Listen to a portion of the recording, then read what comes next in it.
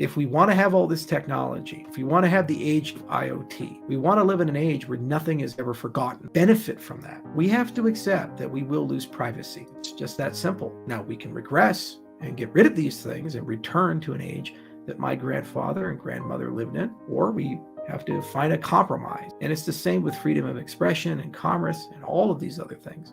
We have to work our way through it. What a blockchain is to at least give us some guarantees that governments can't violate and individuals can't violate. So everybody plays by the same rules. Isn't that the equality that everybody's fighting for? But that's not enough. Charles Hoskinson, the founder of Cardano, believes the world is moving towards humans not being able to own anything. From Netflix to Audible books, you pay for an account, but you don't physically own it. He says you will own nothing and be happy. And the crazy thing is, it's already happening. We just don't know it yet. Hoskinson claims that we don't truly have real privacy and that the world needs blockchain and that we have to work together to push forward the advancement of the space. It will take time, but we have to do our part. Here's more of what Charles had to say. But before we do that, if you like finance videos, please support our channel by liking the video, subscribing, and dropping your questions or comments below. One of the reasons why I'm so deeply embedded in the blockchain industry is because it's the only regulating function that can actually give you a guarantee that what's on the label is actually what's in the can. If you're promised something with a blockchain, you get at least a basic guarantee that that's probably true. There's nothing in life anymore like that. We can't trust our institutions anymore. We just can't. They've become morally bankrupt. We can't trust our leaders anymore. We can't trust the process upon which the leaders are accepted anymore. That's why our industry exists, in a nutshell. That's why we do what we do. It's why I work on things like midnight, because I say, what could actually give you some semblance of privacy back with some reasonable guardrails and boundaries so that you can actually live your life? But you have to do your part. If you truly believe in these things, nothing the NSA or the federal government has done will ever compare to the amount of information that Google knows about you or Facebook knows about you.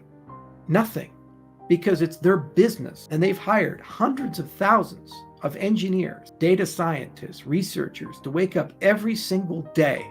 They've built the world's most sophisticated artificial intelligences to wake up every single day and understand just a little bit more about you, because they have a financial incentive to do so, and no one controls it. That's the dirty reality and truth of the world that we live in. It's getting so bad you don't even own anything anymore. There are BMWs being sold right now where you have to pay a subscription to have heated seats, and if you don't, they get turned off. When you buy content now, movies, songs, these types of things, you used to have physical media, physical discs. You don't have that anymore. Guess what? They're now basically part of a platform. And if you get deplatformed, you lose access to all of your subscriptions. Book is inconvenient. It's on Kindle. You wake up one day, the book is gone.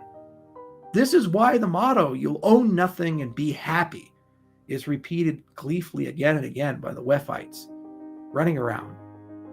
Why? Because there's truth to it.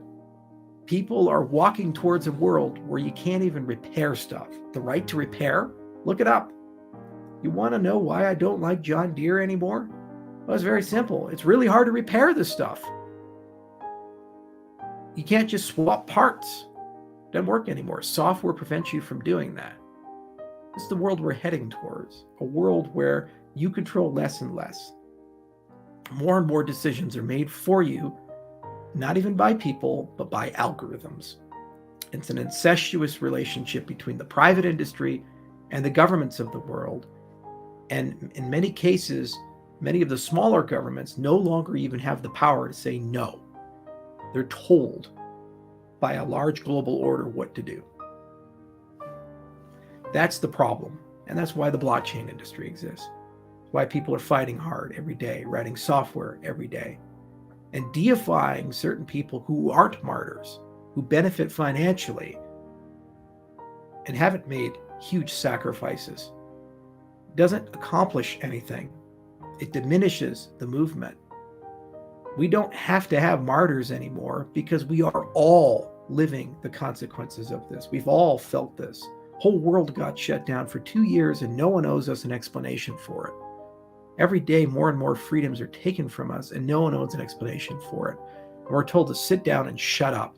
And any person who tries to make it a little bit better is instantly villainized and burnt to the ground. That's where we're headed towards. It's not very pleasant. So I stay optimistic. And I stay optimistic because I believe that there's enough people in the world who are tired of this, that they don't want to see this anymore. They don't want to endure this anymore. They're tired of believing that tomorrow will be worse than today. I don't want to go down that road. I don't think you do. So what you have to do is return to first principles. And you have to fight for the things that you believe in and accept that every day there are going to be some sacrifices, and every day there's going to be some ups and downs and losses. Nothing is free in life. You have to take your hard knocks, and you have to accept that there are going to be internal hypocrisies in all of us.